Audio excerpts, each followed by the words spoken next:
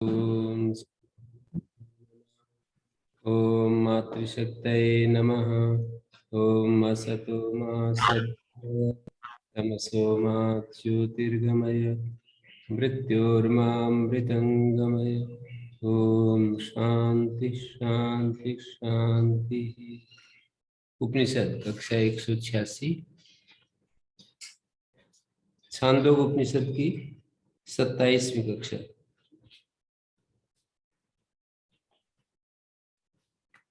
और ये हमारा चलेगा, 9 खंड हो गए थे, 10वां खंड मृत्यु। आदित्य अहोरात्रादि कालीन जगत प्रमापयित्वा तस्य अतितरणायदम सामोपासनम उद्दिश्यते। दूसरे अध्याय का 10वां खंड।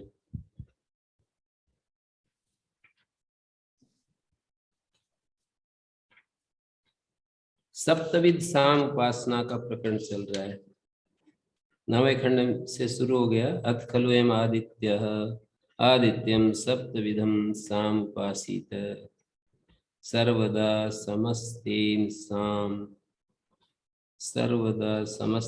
साम माम प्रति सर्वेण समस्तेन साम।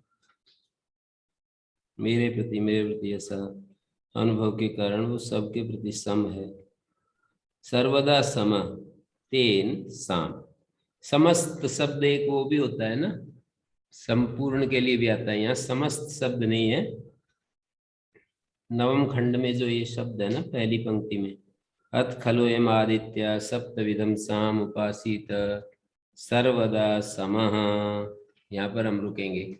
सर्वदा समः तेन साम, इसलिए वो साम है, सम के कारण साम है। सर्वदा समो वृद्धिक्ष अभावात् तेन हेतुना साम। आदित्य माम प्रति यदि सभी लोग मेरे प्रति ऐसा अनुभव करते हैं तो सबके प्रति वो सम है, बिना भेदभाव के, बिना पक्षपात के। मैं इसको ऐसे देख रहा था कि बेंगलोर का आदमी, बॉम्बे का आदमी, कलकत्ता का और किसी दूसरे देश का, बांग्लादेश का, पाकिस्तान का कोई भी आदमी जब सूर्य के सामने खड़ा होता है, यहाँ का, दिल्ली का, तो सब उसको ऐसा लगता है कि मेरे मेरे सामने है आदित्य।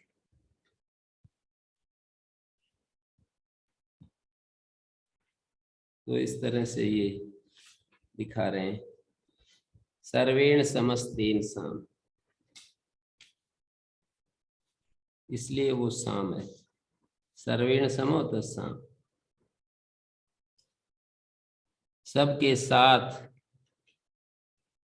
साथ समान है। सर्वेण समा, सर्वेण सह समा। आपको मिला नहीं?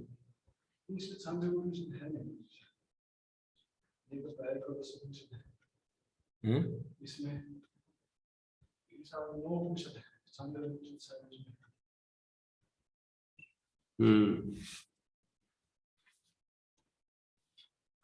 तो ये 10वें खंड में चलता हूं, मैं आगे बढ़ता हूं। अथ खलु आत्मसम्मितम,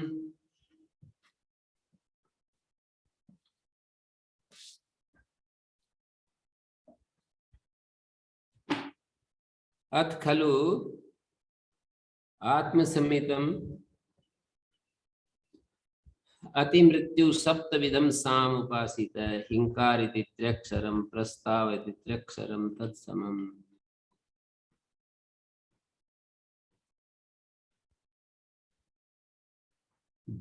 ये जो अहोरात्र है, दिन और रात आदि काल के द्वारा जगत का प्रमापयिता, माने प्रमापयिता का मतलब वध करता अर्थ है ना। प्रमापन जो है वध अर्थ में आती है। आदित्य मृत्यु है, तस्य अतितरणायदम सामोपासनम। मृत्युरादित्य, आदित्य मृत्यु कैसे है? एक एक दिन जीवन का हमारा लेता रहता है, तो इसलिए उसको मृत्यु रूप देखा है। उस मृत्यु से अतिक्रमण करने के लिए ये उपासना विधान कर रहे हैं। जगता प्रमापयित्रित्वात् तस्य अतितरणाय, उसके अतितरण के लिए ये जो है उपासना आरंभ कर रहे हैं। अथ खलु आत्म सम्मितम अति मृत्यु सप्तविधम साम उपासित। तो ये बतलाया जा रहा है, अथ मानी इसके बाद ये बतलाया जा रहा है कि समान अक्षरों वाले मृत्यु से अतीत आत्म सम्मितम अति मृत्यु,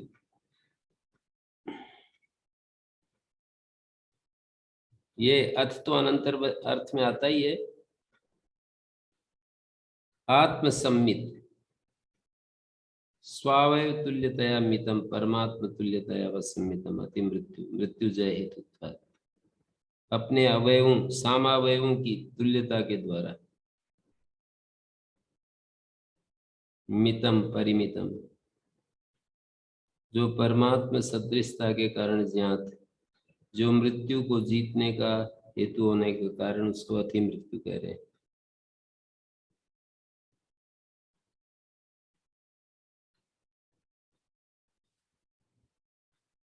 तो आत्मसम्मितम अति मृत्यु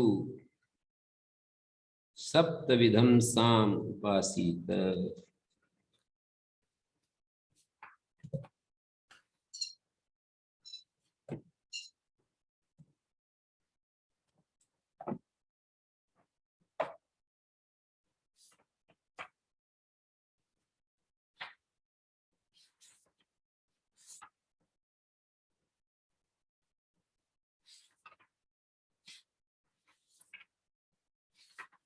तो इसको अथ खलु आत्मसम्मितम अति मृत्यु सप्तविधम साम उपासीत हिंकार इत्यक्षरम प्रस्ताव इत्यक्षरम तत्समम।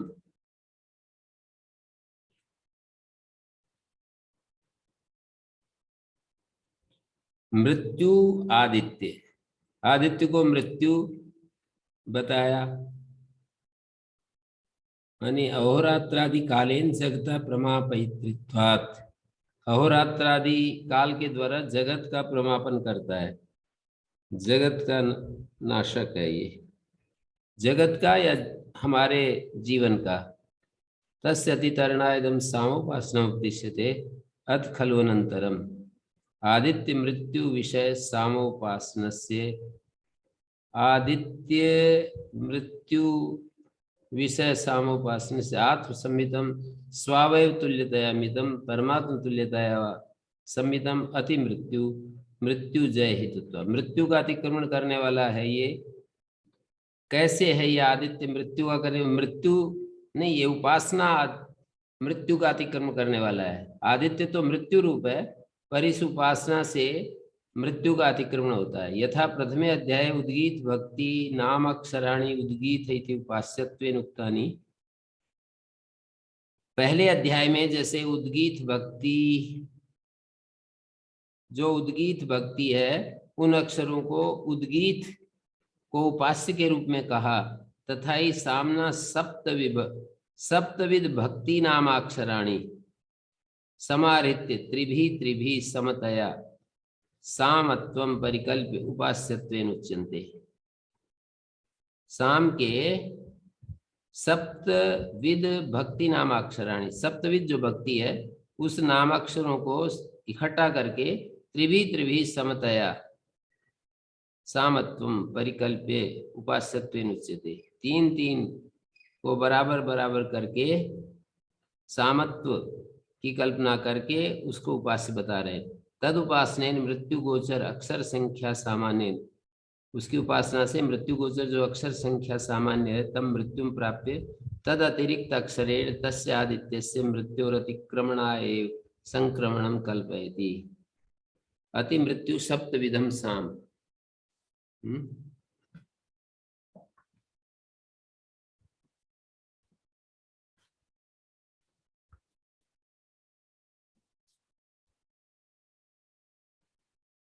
अतिमृत्यु सप्तविधम साम उपासित। सप्तविध साम अति मृत्यु की उपासना करें। मृत्युम अतिक्रांतम अतिरक्ताक्षर संख्यया इति अति मृत्यु साम। अति मृत्यु का अर्थ ये होता है मृत्यु का जो अतिक्रमण करने वाला है उसको अति मृत्यु कहते हैं। मृत्युम अतिक्रांतम, अतिक्रांत अतिरिक्त अक्षर संख्या इति अति मृत्यु साम। तस्य प्रथम भक्ति नाम अक्षराणि हिंकार। प्रथम भक्ति नाम जो अक्षर हैं हिंकार इति एतत् त्र्यक्षरम भक्ति नाम प्रस्ताव। 3 अक्षर वाला है हिंकार, और भक्ति नाम प्रस्ताव इति च भक्ति स्त्री अक्षरम एव नाम तत्पूर्वेण समम। आदिर इति द्व्यक्षरम प्रतिहार इति चतुरक्षरम। ये इनमें देख रहे हैं जो हिंकार में जैसे 3 अक्षर हैं, प्रस्ताव हिंकार में 3 अक्षर हैं, त्र्यक्षरम भक्ति नाम, प्रस्ताव इति भक्ति त्र्यक्षरम एव, और प्रस्ताव भक्ति में भी 3 ही अक्षर हैं, और आदि भक्ति में 2 अक्षर हैं। संख्या पूर्णे ओंकार आदि रीति उच्यते। सप्तविध सामना, सप्तविध साम के संख्या पूर्ण में ओंकार को आदि कह रहे हैं। प्रतिहार चतुर अक्षर है, प्रतिहार में 4 अक्षर हैं। तत्र इह एकम तत्समम, तत्र इह एकम अक्षरम अवच्छिद्य आद्यक्षरयो प्रक्षिप्यते। एक अक्षर को वो करके काट करके आद्यक्षरयो प्रक्षिप्यते, आद्यक्षरों में मिलाया जाते हैं। तत्समम एव भवति। मतलब आदि जो अक्षर था ना उसमें मिला दिया, 4 अक्षर का एक अक्षर लेकर के उसमें मिला दिया आदि अक्षर में, तो वो भी 3 अक्षर का हो गया। ततः ई है, ततः मनी वहां से लेकर एकम आदि अक्षर में मिला दिया तो वो भी सम हो गया, सममेव भवति। उद्गीत इति त्र्यक्षरम उपद्रव इति चतुरक्षरम त्रिभिः त्रिभिः समम भवति। अक्षरम अतिशिष्यते त्र्यक्षरम तत्समम। एक अक्षर बच गया। जैसे उद्गीत में 3 अक्षर हैं, उपद्रव में 4 अक्षर हैं, त्रिभिः त्रिभिः समम भवति, अक्षरम अतिशिष्यते। अब यहाँ पर एक अक्षर बच गया, अतिरिच्यते तेन वैषम्य प्राप्ते सामना समत्व कारणाय तदेकम अपि तदक्षरम इति त्र्यक्षरम एव भवति। भाष्यकार कहते हैं तदेकम अपि सत एक होते हुए भी अक्षरम इति त्र्यक्षरम एव भवति। तद एकमेव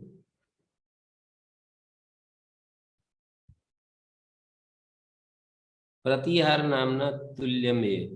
प्रतिहार में भी 3 अक्षर हो गए।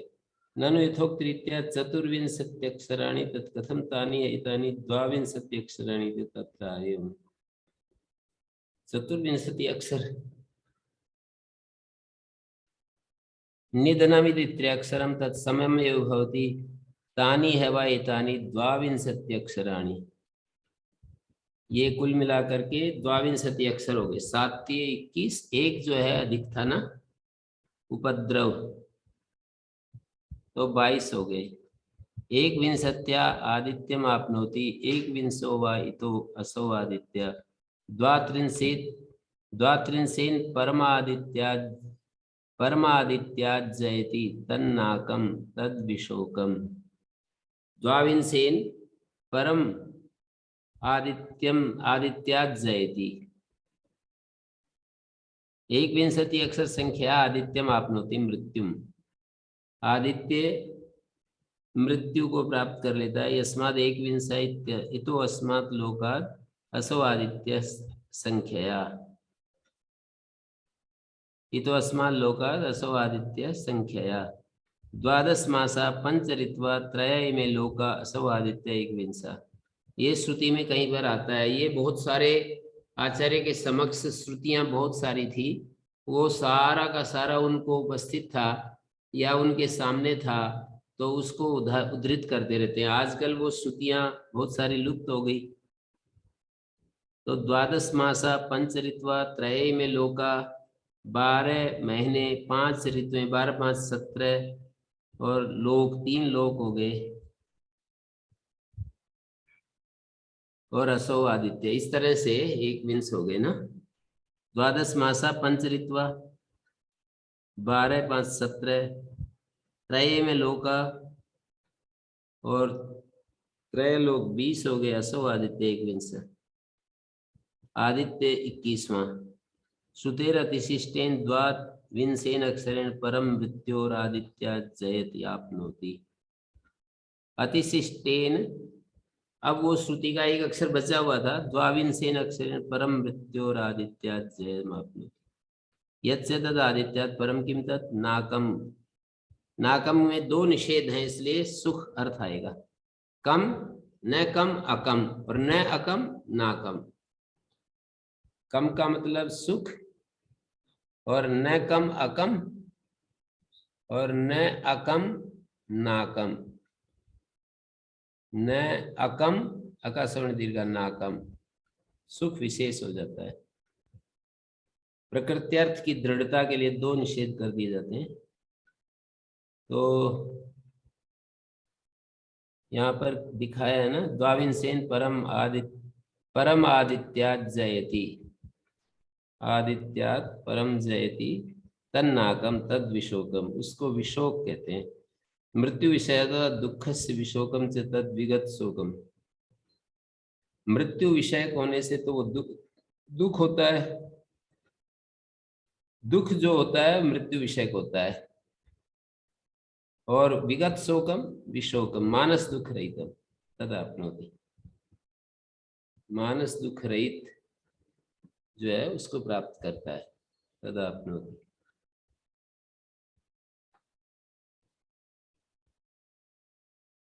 आपनोति है आदित्य से जयम, परो है सादित्य जया जयो भवति, या एतदेवं विद्वान आत्मसम्मितम अति मृत्यु सप्तविधम साम उपास्ते।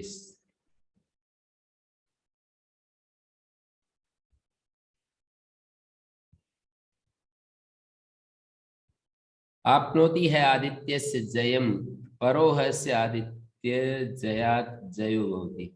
आदित्य जय से उसकी जय परम उत्कृष्ट हो जाती है। यह एतदेव विद्वान आत्मसम्मितम अति मृत्यु, आत्मसम्मितम अति मृत्यु सप्तविधम साम उपास्ते। मानी इसका पिंडितार्थ ये हुआ, 21 संख्या आदित्य से जयम आपनोति, परोह सेवम विदा आदित्य जयात मृत्यु गोचरात। मृत्यु गोचर आदित्य से पर मानी जय होता है, 22 अक्षर संख्या। यह तदेव विद्वान तस एतद यथोक्तम फलम, उसका ये फल बताया। जय के पश्चात परो जयो भवति, ऐसा संबंध लगा रहे।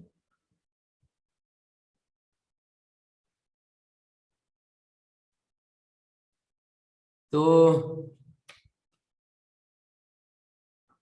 बहुत ज्यादा अभी स्पष्ट नहीं हुआ होगा, क्योंकि मुझे ही इसका स्पष्ट नहीं हो रहा है।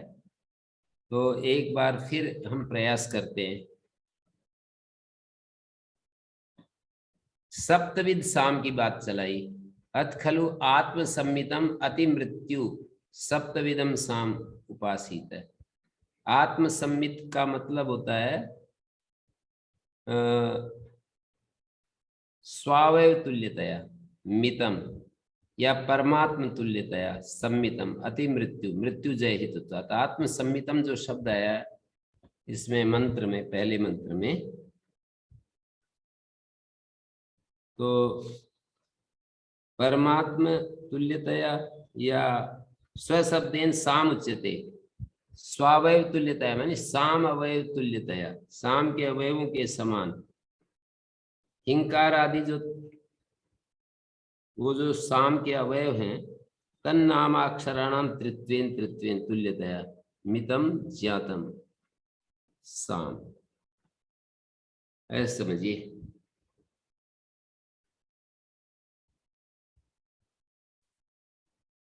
परमात्मा अवगमो मृत्यु और मोक्षण हेतु। परमात्मा अवगम मृत्यु का मोक्ष हेतु है, तो उसका एक अर्थांतर और सोच साथ में जोड़ रहे हैं। कीदृगत्र उपासना विवक्षितम इति अपेक्षायां सदृष्टान्तम उत्तरम आह। तो तीन तीन अक्षर है ना इनमें, ये जो 7 भक्तियां हैं हर एक में तीन तीन अक्षर हैं। तो आत्मसम्मित मानी साम के अवयवों के तुल्य है ये उपासना, सामावयव के तुल्य है ये, स्वावयव तुल्य। ये जो शब्द यहाँ पर डाला है स्वावयव तुल्यतया, आत्मसम्मितम का अर्थ खोला स्वावयव तुल्यतया मितम, और एक दूसरा अर्थ खोला परमात्म तुल्यतया व मितम। अति मृत्यु मानी आदित्य मृत्यु विषय सामोपासन आत्मसम्मितम अति मृत्यु सप्तविधम साम उपासित है। सप्तविध साम उपासना कर रहे हैं। हिंकार सभी में तीन तीन अक्षर है, कहीं 4 हैं तो उसको उधर से कर देते हैं। प्रस्ताव में भी 3 है, आदि में 2 अक्षर थे वो प्रतिहार का एक ले लिया। उद्गीत में भी 3 अक्षर हैं और उपद्रव में 4 अक्षर हैं, तो एक उसका बच जाता है। श्रुति में ही कह रहे हैं ना, उपद्रव इति चतुरक्षरम, उपद्रव में 4 अक्षर हैं। त्रिभी त्रिभी समम, 3 3 के साथ सम होता है अक्षरम अतिशिष्यते, तो उसमें एक अक्षर बच जाता है। त्रिभी त्रिभी समम भवति अक्षरम अतिशिष्यते अतिरिच्यते तेन वैषम्ये प्राप्ते सामना समत्व करणाय आह तदेकम अपि सत् अक्षरम इति त्र्यक्षरम एव भवति। ऐसे तो वो एक अक्षर है। तेन वैषम्ये प्राप्ते अतिशिष्यते अतिरिच्यते तेन वैषम्ये प्राप्ते, उसके द्वारा वैषम्य प्राप्त हुआ। सामना समत्व करणाया, साम को सम करना है। तद एकम अपि सद अक्षरम, एक होता हुआ भी अक्षरम त्र्यक्षरम एव होती, एक होते हुए भी उसको त्र्यक्षर ही मान लिया। त्र्यक्षर के समान ही है वो एक भी। अतस्तत् समम निधनमिति त्र्यक्षरम तत्समयो एव होती। एवं त्र्यक्षर समतया सामत्वं संपाद्य, त्र्यक्षर समता से सामत्व संपादित करके यथा प्राप्तानि एव अक्षराणि संख्यायन्ते तानि एतानि सप्त विभक्ति नामाक्षराणि द्वाविंशति। तो इस तरह से कुल मिलाकर के साम के ये 20 जो है, शाम के अक्षर कितने हो गए? 22 हो गए।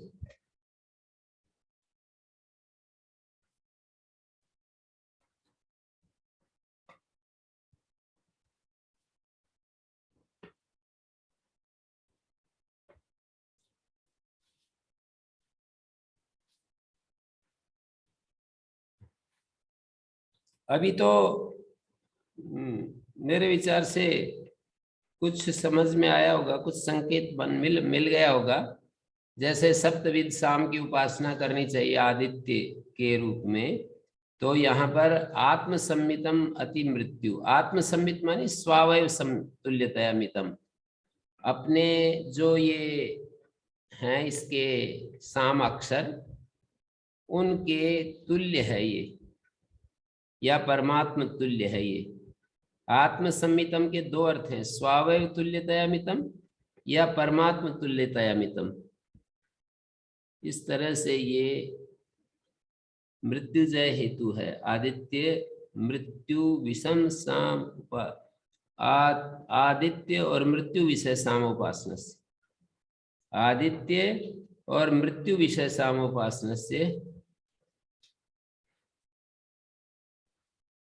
आदित्य मृत्यु विषय सामोपासना से आत्मसम्मितम स्वावयव तुल्यतया मितम। तो प्रथम अध्याय में भाष्यकार ये कह रहे हैं, प्रथम अध्याय में उद्गीत भक्ति नाम के अक्षरों को बताया था करके अलग अलग। उद्गीत में ये दृष्टि करें, उद अक्षर में ये दृष्टि करें, गी में ये दृष्टि करें, थ में ये दृष्टि करें, ऐसे अलग अलग 3 लेवल पर बात कही थी। पहले उद्गीत अक्षराणी कह करके पहले अध्याय में कौन से खंड में है,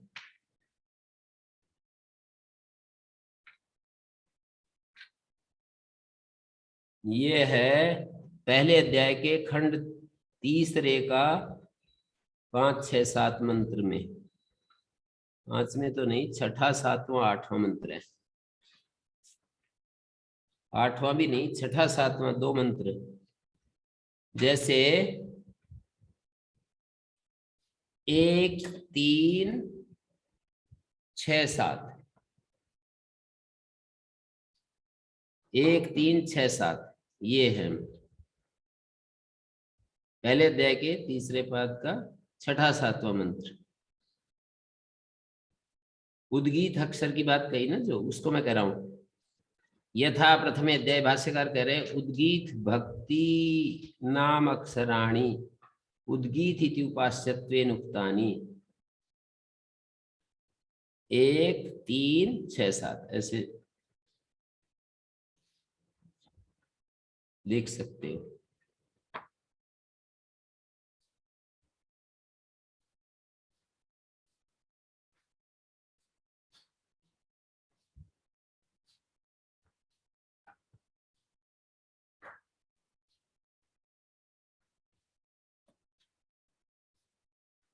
तो इस तरह से यहाँ पर प्रथमे अध्याय उद्गीत भक्ति सामाक्षराणि उद्गीत इति उपास्यत्वेन उक्तानि तथा ही सामना सप्त विभक्ति सप्त भक्ति नामाक्षराणि समारित्य त्रिभि समतया सामत्वम। उनको 3 की समता के द्वारा सामत्व की कल्पना करके और उनको उपास्य बताया जा रहा है।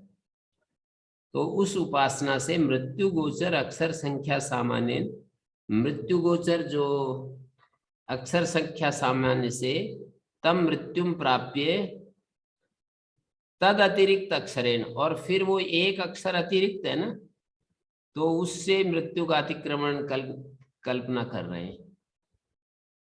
ये जो 3 है ये तो मृत्यु को गोचर दिखा रहे हैं, मृत्यु गोचर दिखा रहे हैं, और एक अक्षर जो अधिक है उससे जो है मृत्यु का अतिक्रमण दिखा रहे हैं। अतिक्रमणा ये संक्रमणम कल्पयति।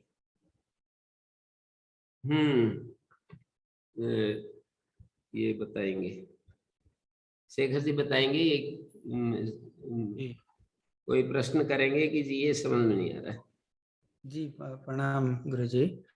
तो गुरु जी मुझे तो ये नहीं समझ में आया कि ये अपना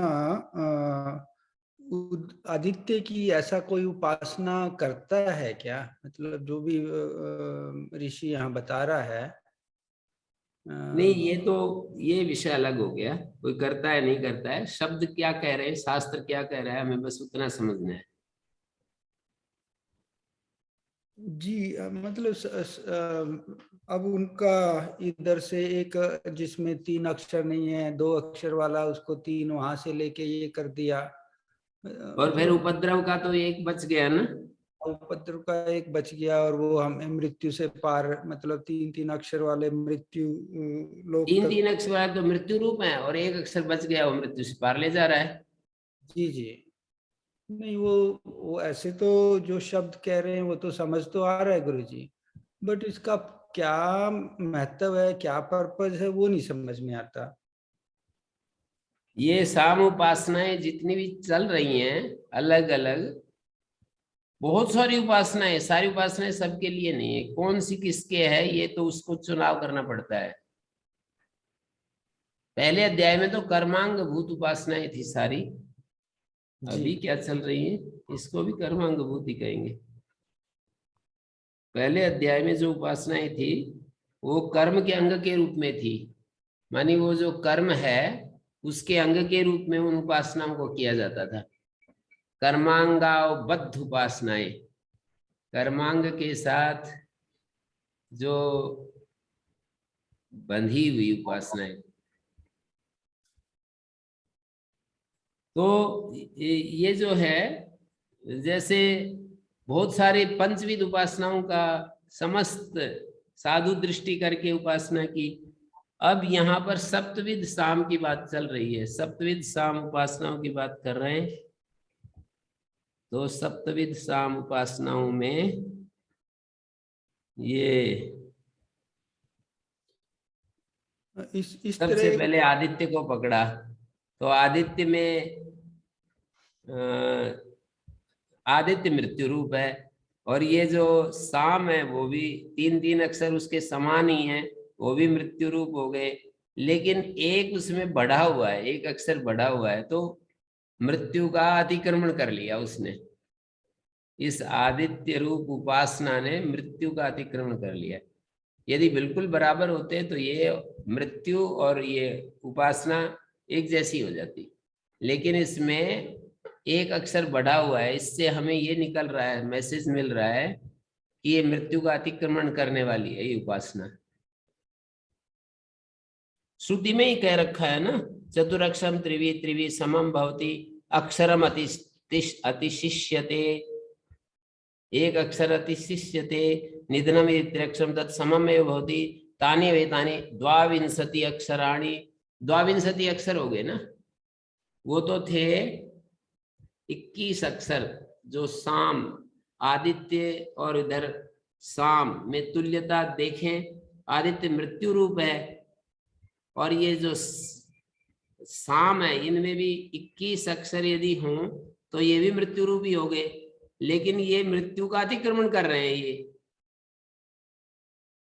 अब वो तो दिखाएंगे, ये तो अभी इतना बताया है, क्या दिखाएंगे, ये तो पूरा ही कर दिया। मनो हिंकारो वाक प्रस्ताव, हाँ ये तो पूरा ही कर दिया इन्होंने। तो उपासना तो ऐसे करेंगे ना, आदित्य हिंकार में आदित्य दृष्टि कर रहे हैं, प्रस्ताव में आदित्य दृष्टि कर रहे हैं, और आदि में आदित्य, इन सब में आदित्य दृष्टि तो कर रहे हैं। हिंकार आदित्य है, आदित्य में हिंकार दृष्टि है या हिंकार में आदित्य दृष्टि, यदि पूछे तो वो क्या उत्तर आएगा। यहाँ पर जो उपास्य है ना वो निम्न है, और जिसको आरोपित कर रहे हैं वो विशेष है। जो उच्च है उसको निम्न में ला करके उपासना करते हैं ना। जी जी, हिंकार में ही आदित्य को आरोपित कर रहे हैं। हाँ, हिंकार में आदित्य, प्रस्ताव में आदित्य, आदि में आदित्य, और प्रतिहार में आदित्य, और उपद्रव में आदित्य, निधन में आदित्य। एक विंशति आदित्यम आपनोति, एक विंशो व इतो असौ आदित्य। हाँ, तो ये 5वें मंत्र में साफ कर दिया ना, हमें मिल रहा है ये मैसेज। एक विंशति से तो आदित्य को प्राप्त करता है, और आदित्य मृत्यु रूप, आदित्य मृत्यु रूप है, और एक विंशति अक्षर से आदित्य को प्राप्त करता है, और एक विंशति आदित्यम आपनोति, एक विंशो वा इतो असौ आदित्य, एक विंश वा इतो असौ आदित्य, एक विंश हो गया ना आदित्य, 21वां आदित्य है ना, एक विंश का मतलब तो 21वां ही होगा ना। एक विंशो वही इतो असौ आदित्य, द्वाविंशेन परम आदित्या जयति तन्नाकम तद विशोकम। शब्द ही कितना अच्छा लग रहा है, नाकम विशोकम है, क्या ये सारा अस्तित्व विशोक से भर जाता है, शोक रहित हो जाता है, विशोकम। जैसे कई कई लोग होते हैं, जब आपत्ति आती है ना, फिर ऐसे बोलते हैं त्र्यंबकम यजामहे सुगंधिम पुष्टिवर्धनम, ऐसे कई कई लोग करते हैं। जब आपत्ति आती है तभी कोई अपने अपने वो बना रखे, किसी ने कोई आलम्बन, किसी ने कोई कोई ओम नमः शिवाय, ओम नमः शिवाय, ऐसे आलम्बन बनाते हैं। एक व्यक्ति को जो भी बोलता वो तुरंत एक थोड़ी देर बाद में ओम नमः शिवाय। और एक साधु का उदाहरण मैंने दिया, अभी भी है वो, राम भज, कुछ भी बात बोलेंगे थोड़ी देर में ही वो ऐसी गेड़ बना रखा है उन्होंने, ऐसा एक प्रवाह बना रखा है, एक हर मतलब आधा मिनट बाद राम भज। उनका नाम तो कुछ और है, राम भज ही नाम निकाल दिया ऐसे, क्योंकि बार बार राम भज ऐसे बोलते रहते हैं ना। जी। तो गुरु तो जी यहाँ विशोकम, 5वें मंत्र में ये 12 महीने 5 ऋतुएं और 3 लोक लेके आए हैं, इनको हम कैसे जोड़ें गुरु जी? 20 और फिर मतलब अब इसमें तो ये दिखाया है कि 21वां आदित्य है ना इसमें। जी एक विंश शब्द का अर्थ होता है, ये 2 तरह की संख्याएं होती है ना, कॉर्डिनल और ऑर्डिनल। जी मतलब 1 2 3 4 5, पहला दूसरा तीसरा चौथा पांचवा छठा सातवां जी ना, सम विषम नहीं, पहला दूसरा तीसरा चौथा पांचवा, और 1 2 3 4 5 6 7 8। तो यहाँ पर एक विंश शब्द जो है वो है 21वां। एक विंशो वही आदित्यम आपनोति, एक विंशो वही तो असो आदित्य। ये जो आदित्य है वो 21वां है। 21वां बताने के लिए उससे पहले श्रुति ने ये कहा, द्वादश मासा पंचरितवा त्रय में लोका असौ आदित्य एक विंशा, और इन 20 के साथ वो जो आदित्य है वो 21वां है।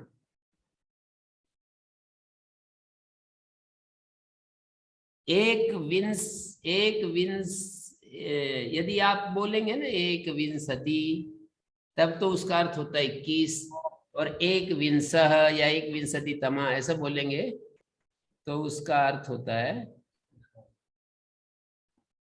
21वां। जी गुरु जी। गणित में 2 तरह के नंबर सिखाते हैं ना, कॉर्डिनल नंबर्स और ऑर्डिनल नंबर्स। में ऑर्डिनल ऑर्डर को बताते हैं, कौन से?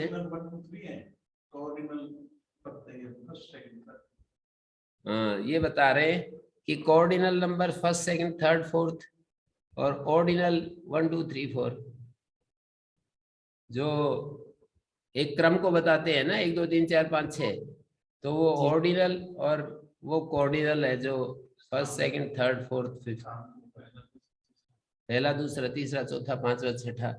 तो एक विंशा यहाँ पर कॉर्डिनल नंबर है, पूर्ण प्रत्यांत कहते हैं संस्कृत में इसको। अब आप अंग्रेजों के बीच में बैठे हो तो इसलिए कॉर्डिनल बता रहा हूं, पूर्ण प्रत्यांत संस्कृत में कहते हैं।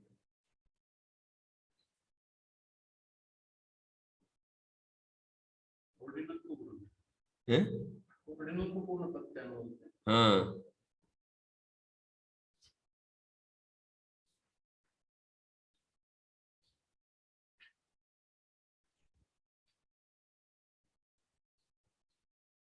पूर्ण प्रत्यांत, प्रत्यय मानी जो सफिक्स को प्रत्यय कहते हैं ना, जो बाद में जुड़ते हैं वो प्रत्यय होते हैं।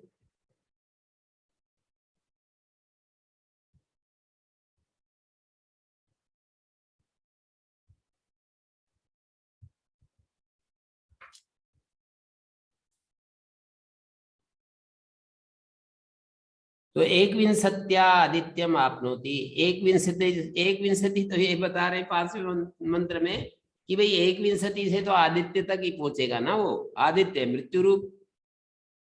अब एक विंशो वही तो असो आदित्य द्वात्रिंशेत परम आदित्य जयति। अब वो द्वाविंश से आदित्य को जीतेगा वो, अर्थात 22वें अक्षर से आदित्य को जीतेगा। आदित्य का अतिक्रमण कर रहा है ना वो अक्षर, कल्पना कर रहे हैं,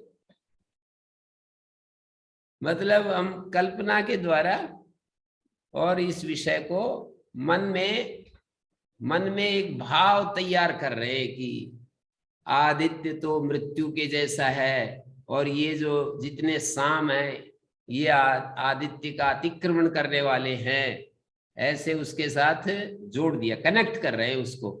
इनमें तो 22 अक्षर हैं, और इनमें आदित्य जो है 21वां है, और इनमें जो ये अक्षर है ना, ये 22 अक्षर हो जाते हैं। तो एक अक्षर अतिक्रमण कर रहा है। फिर ये तन क्या बोलते हैं, द्वाविंशेन परम आदित्यात् जयति, आदित्य से पर जो रूप है ना, मृत्यु का अतिक्रमण करने वाला रूप, मृत्यु पर विजय प्राप्त कर लेता है। वो क्या है मृत्यु पर विजय किया वह रूप? तन्नाकम तद विशोकम।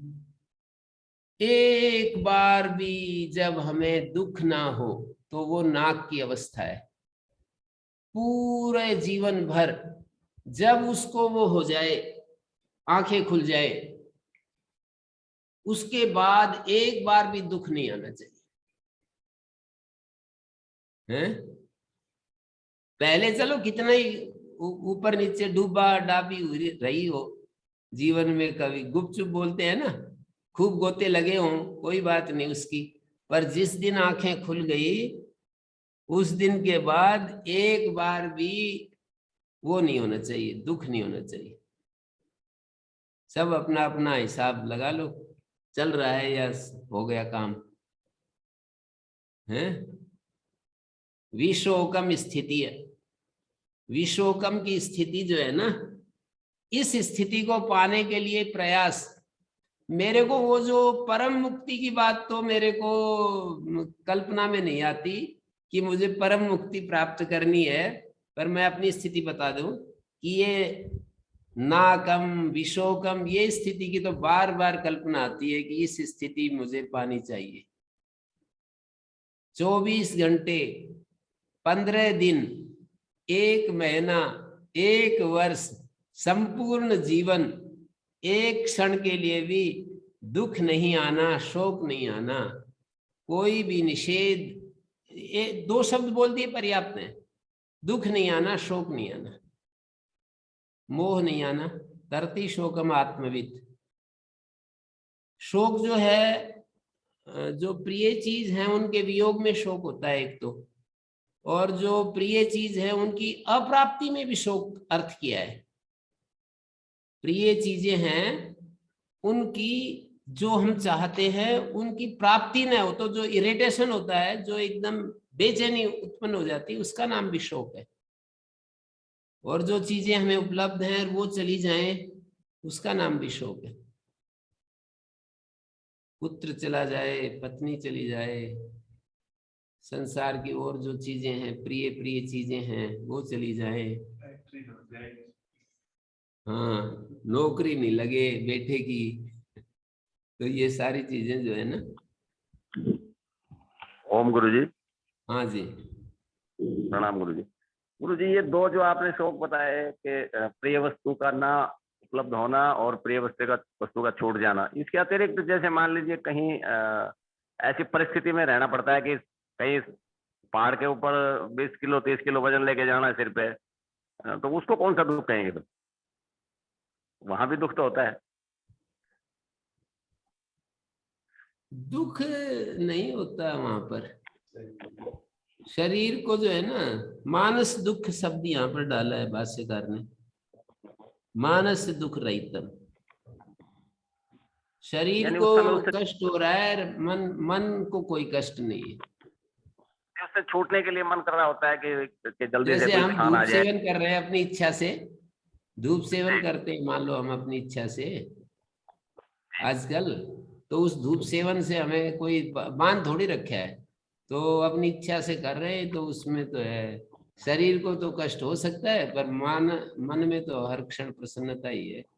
हम अपना अपने विकारों को शांत कर रहे हैं, अपने मन को ठीक कर रहे हैं, अपने को शुद्ध कर रहे हैं, भाव वही बना रहता है ना। जी गुरु जी, लेकिन सामान्य तौर पे ऐसा मानसिक भाव तो आता है कि इससे मेरा पीछा छूट जाए, मान लीजिए पीछे कोई वजन छूट ले जाना जाए पड़ता है। तब आता है जब कोई बलपूर्वक आपको लगा दे कि आपको धूप में बैठना है, दंड के रूप में, पनिशमेंट के रूप में दिया जाए ना, तब आता है। और आपने उसको अपने जीवन का वो बना लिया है, एक स्वीकार किया है कि इससे मैं अपना शोधन करूंगा इस उपाय से। बहुत सारे उपाय हैं, उनमें से कोई ये भी कर सकता है। ऐसा थोड़ी है कि सबको एक ही उपाय का आश्रय करना चाहिए, ऐसा कोई नियम थोड़ी है कि सभी एक ही रास्ते से चलेंगे। तो कोई किसी रास्ते से चलता है, कोई जप करता है। वो जो स्वामी जी थे केरल वाले, स्वामी रामदास जी, तो वो हमेशा श्री राम जय राम, श्री राम जय जय राम, आंख खुलते ही वही चल पड़ता। ऐसा ज्यादा अभ्यास कर लिया था उन्होंने। जी श्री राम जय राम केवल यही है, तो कोई वैदिक जप तो नहीं है, मंत्र शास्त्रीय विधान तो नहीं, पर इससे भी उनको सिद्धि मिल गई थी। क्योंकि मैंने कई बार सुनाया कि उनसे पूछा कि कभी भी आप भगवान से नहीं हटते, तो बोले हाँ बिल्कुल नहीं हटता हूँ। फिर प्रश्न करने वाले ने तुरंत ये प्रश्न किया कि सोते समय भी नहीं हटते, तो बोले कि देखो मैं हट जाता था, नहीं हटता हूँ, हट जाता था लेकिन मेरी ऐसी स्थिति आ गई कि नहीं हटता। जी तो ये कोई कुछ आलम्बन अपनाता है, कोई कुछ बनाता है, कोई समाधि लगाता है 1-1 घंटा रोजाना, ऐसे कोई आलम्बन, कोई आलम्बन, सब के आलम। कोई वेदांत श्रवण मनन से ही कर देता है काम पूरा, कोई ध्यान करता है, कोई जप करता है, कोई वेद का मंत्रों का, वो स्वामी हरिशरण जी थे, चारों वेदों के मंत्रों का पारायण करते थे। स्वामी नहीं थे, मतलब वो थे आचार्य हरिशरण जी, इन्होंने चारों वेदों का भाष्य लिखा है।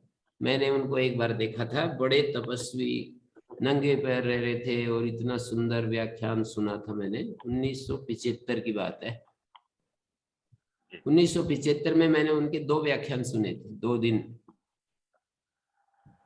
तो वो अपने आखिरी जीवन में वेदों का वो करते रहते थे, पारायण करते रहते थे। 14 दिन में उनका वेद पूरा हो जाते थे, मतलब चारों वेदों का मंत्रों का पारायण पूरा हो जाता है, 14 दिन लगते थे उनको। जी और ये आवृत्ति चलती रहती थी उनकी। उन्होंने यही आलम्बन बना लिया कि इससे मेरे को अपने आप को स्वस्थ बनाना है। तो कोई जी किसी गुरुजी मेरा को स्कूल मेरा स्कूल बच्चों को स्कूल के बच्चों को यदि ये दे दिया जाए काम, आगे 14 दिन में पारायण करना है, तो मुश्किल हो जाएगा। जी गुरुजी मेरा प्रश्न थोड़ा अलग था। आप दूसरे तरीके से आपने बताया, वो तो सब ठीक है, परंतु शौक की जो आपने परिभाषा की, उसमें ये तीसरी परिभाषा किस में जाएगी, मैं ये पूछना चाह रहा था। वहां शौक ही नहीं है, तो इसलिए क्यों परिभाषा ले जानी है? सामान्य व्यक्ति मैंने को ये तो होता है कहा ना। नहीं, शौक नहीं है, वो तो दुख है, मानस दुख होता है ना। जैसे किसी आदमी को मानसिक दुख होता है ना, वो है शोक। और उसमें मानसिक दुख है ही नहीं। यदि वो पहाड़ पर चढ़ रहा है, अपना सामान ले जा रहा है, तो कहाँ दुख है? ठीक वहां पर एक ललित दास जी महाराज एक रहते हैं केदारनाथ में, कई साल हो गए, इतनी ठंड पड़ती है, बिल्कुल बर्फ ही बर्फ, लेकिन फिर भी वहां रहते हैं, आनंद लेते हैं उसमें। जी मेरे को ही कह रहे कि महाराज यहाँ आ जाओ। मैं कहा गर्मी सो सहन कर लेंगे, ठंड सहन नहीं होती हमसे।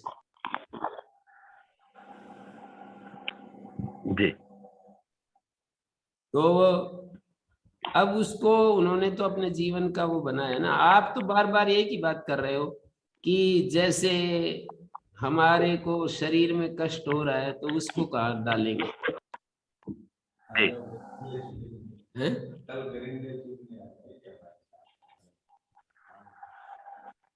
नहीं नहीं, वो यूं कह रहे हैं कि आपको प्रयोग करना है तो धूप में बैठ के देख लो अपनी इच्छा से कभी, हैं?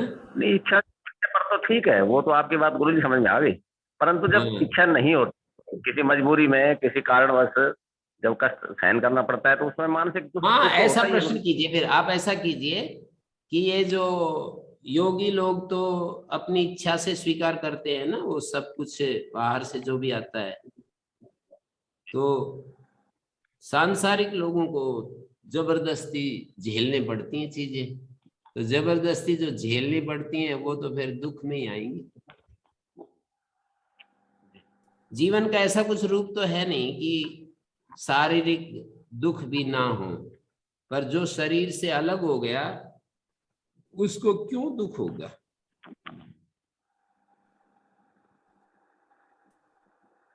गुरुजी, सांसारिक जीवन में जो वस्तुएं हमें सुख देती हैं वही वस्तुएं हमें दुख भी देती हैं। ये तो एक प्रूव्ड सिद्धांत है, इसमें तो क्या कहना। जो व्यक्ति जो चीजें सुख देती है वही दुख देती है, प्रूव्ड सिद्धांत है ये जी।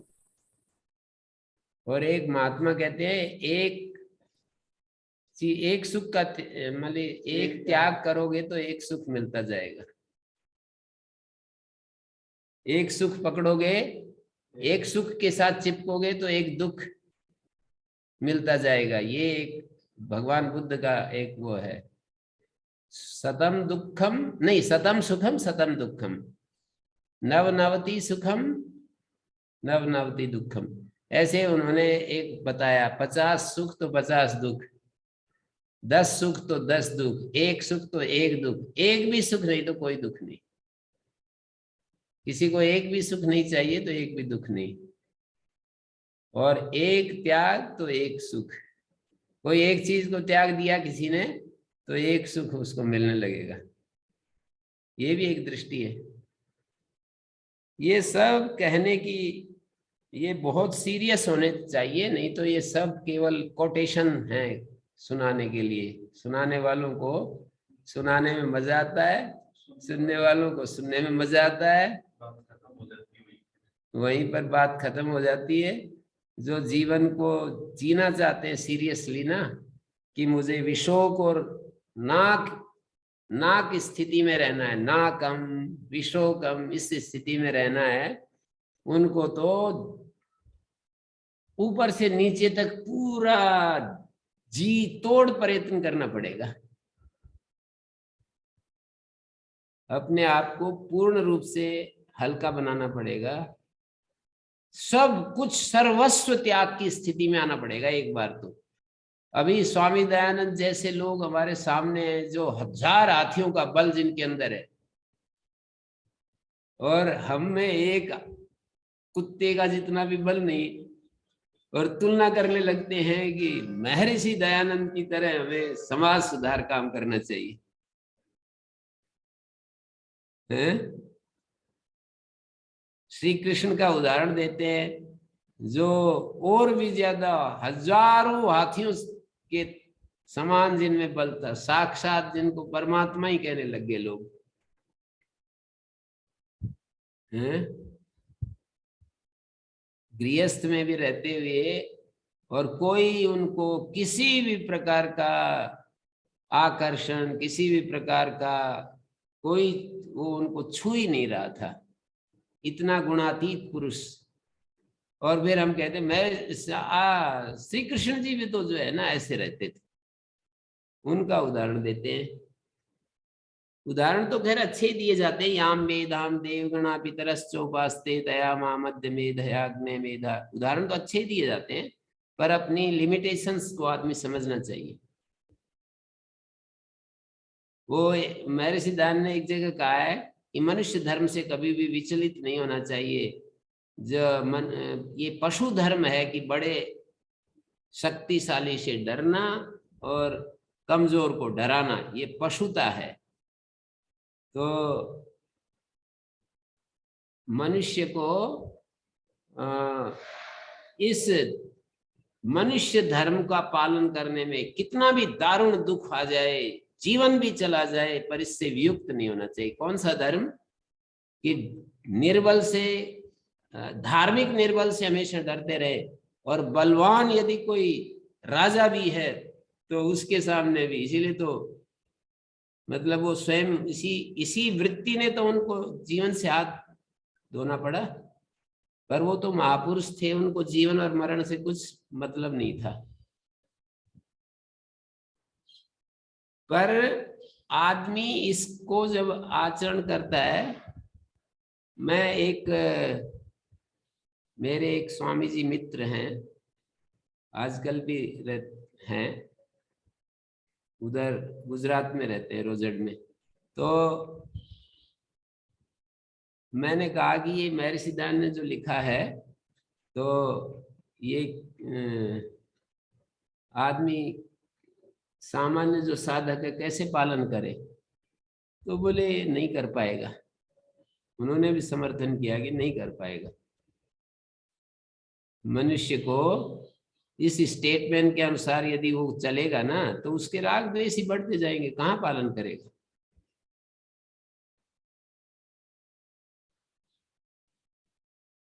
तो ये सारी बातें हैं जी। विशोकम नाकम याद करो आप, तो बस इसको ही दोहराते रहो, हम भी इसको दोहराते रहेंगे। तन्नाकम तद विशोकम आपनोति है आदित्य से जयम परोहस्य आदित्य जयात जयो भवति। आपनोति है आदित्य से जयम, आदित्य की जय प्राप्त हो जाती है। परोहस्य आदित्य जयो भवति। यही तदेव विद्वान, क्या है विद्वान? आत्मसम्मितम अति मृत्यु सप्तविधम साम। आत्मसम्मित जो अति मृत्यु सप्तविध साम की उपासना करता है, तो ये हम एक निष्कर्ष पर पहुंच गए। वैसे क्या कहना चाह रहे हैं श्रुति, क्या कहना चाह रही है? जी जी गुरु जी।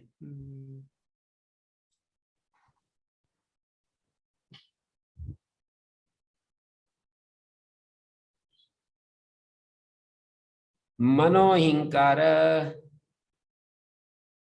एकादश खंड, ये दसम खंड है।